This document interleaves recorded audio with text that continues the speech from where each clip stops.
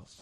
Yeah, speaking of, I mean, if we're going to do something fridge-worthy here, I feel like any time a skill player gets an ACL, fridge-worthy. Nick Chubb, we're speaking of Georgia, he's out for the year, fridge-worthy, even though that team sucks, even though they coughed up a lead to Tennessee. But back to the NFL, this is a rudderless ship already, and they lost the only semblance of a rudder that they have.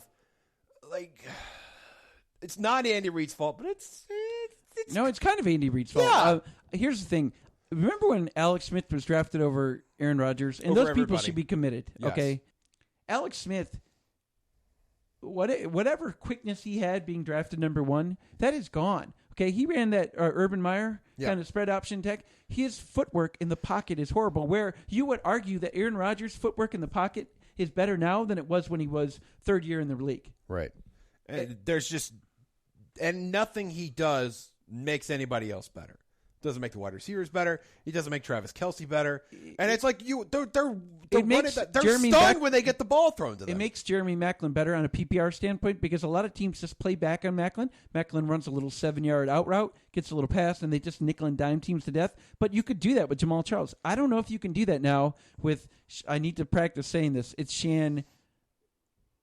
Sharkandrick West and Niall Davis. So I like Niall Davis.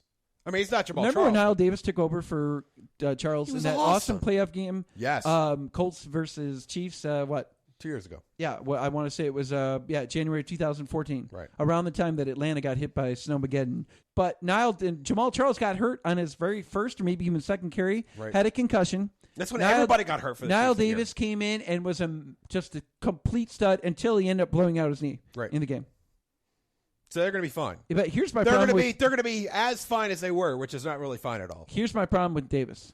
He seems a little bulkier, kind of like in the mold of LeGarrette Blount, than he was coming out of college, where he was kind of svelte. Sure. And I just don't know if he has that body that can be in that Jamaal Charles role. Like, to me, the Chiefs are going to have to do a lot of configuring with their offense, regardless of who they're going to ride for the foreseeable future here. I think that they were bad before. They're going to be slightly less bad, slightly more bad, but only slightly. I mean, they're facing the Vikings. It's not a great front seven. I mean, it's a pretty good defense, but not a great front seven. It's one of those things when it's out of sight, out of mind. They took the week off. You're not really sure how they're going to be. Yep. If I had somebody, I don't even need you to write it down because I know they played at Green Bay, and Green Bay's a travel partner with